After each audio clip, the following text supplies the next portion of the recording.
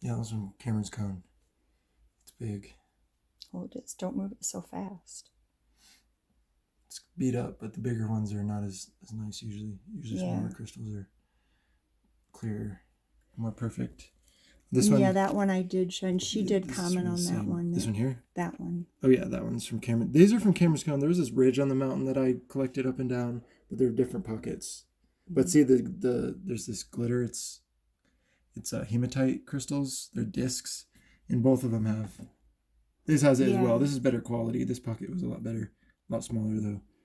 And then that's from Is that amethyst? Mountain. No, actually, that I'm not completely sure. But it looks like fluorite. This is amethyst. I didn't find that. That's just you can get that at the store. It's nothing special. And there's, I believe, rutile crystals in it. But what's that? That's actually gypsum. There's a spot right near the road by Red Rock Canyon. It's hard to tell. It's kind of not the best, but it's an actual crystal form. See, it's like a wedge shape. Mm-hmm. That's how they crystallize. But it's kind of good. And this? That's just a quartz crystal. I got that on Pikes Peak. I've very rarely seen these white ones or clear ones on Pikes Peak. And this one? In the corner? That I showed you. That's you already showed. Oh, that's that. Okay. Fluorite crystal on Pikes Peak. Same pocket that I got this giant one in. It's dirty still. Okay. These Amazonite crystals. You found those? Yeah, I collected these. Let's see. That is so cool. And they're the same. See, they're the same form, the same shape, even though they're slightly different. Like even this small one, it's the same. Each face has the same angle between. It's like this one's smaller, and it's obviously, but if you hold them up, you can see that the grain angles between those faces are exactly the same. See? Cool, huh, Jenny? Awesome. And didn't you show me that one before? That? Probably. It's not the best. I got that near Crystal Park. See, another generation of quartz grew over it and made it. It just kind of. It's clear if you hold it up to the light. You can see through it, but it's just more grew on it. Like this. This is from the same pocket. This is interesting. You see, there's that white. That's a quartz crystal on it, and it grew in the same.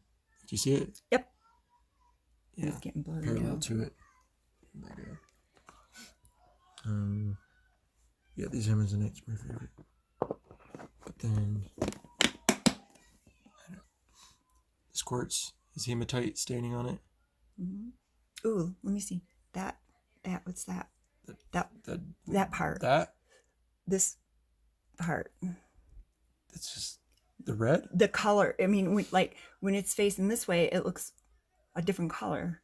Yeah, it's just because the hematite, the red is the hematite. There's little microcrystals of hematite that grew on the crystal, and then more quartz grew over it. So this you can't clean that off. That's under the surface, and the quartz crystal was probably sitting in the pocket. I don't know if this is 100% true, but it might have been sitting in the pocket like this, so that hematite deposited on top, but it didn't get deposited on this face, or which may be another thing. I'm not sure.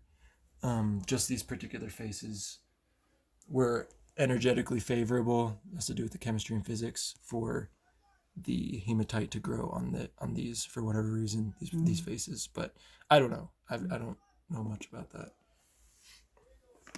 But these are similar to those crystals on the bed. They're just very. This is one. I like that one. Yeah, this one's really nice. It's And where'd you find this one at? It's Pikes Peak above tree line. It's doubly terminated, so it has the point is called a termination on both sides. But you could tell that this one grew on a pocket wall like this, and then it broke off, and then as it was in the fluid still, the crystal continued to grow here because this is a different color. It's like, and it's not really a complete termination. But and then this one is right near it. It's not. It was like in the same vein. it's not in a vein, but the pocket was within a vein-like structure. Go slower. You're just. But it's just they're really dark. And then, again, this is dirty. I could clean all this. I'm this catching off, it all though. but- You just got to. Ooh, that's pretty. But these are, the color is that dark because there's trace amounts of aluminum in it. Like normally this is just silicon and oxygen, but there's trace amounts of aluminum, and then there's more to it. But basically, there's the radiation from the surrounding minerals as they, how do I say it? Basically, there's minerals that surround it that emit radiation, and that radiation and the aluminum in combination causes the color, causes them to become black. Hi, Minky. Whereas normally they're Hi, Minky. colorless. Show me that one, and then I'm done. I gotta go. Tell me that one. This is from a similar. This is from around the same spot as there. It's on Pikes Peak above Tree Line. It's just a cool little. That's pretty. Look at that little. What do you call it when it's coming out like that? Just, I don't know. Whatever you want. A nub. A nub. But these ones are. Where's my? Never know when you open up a pocket.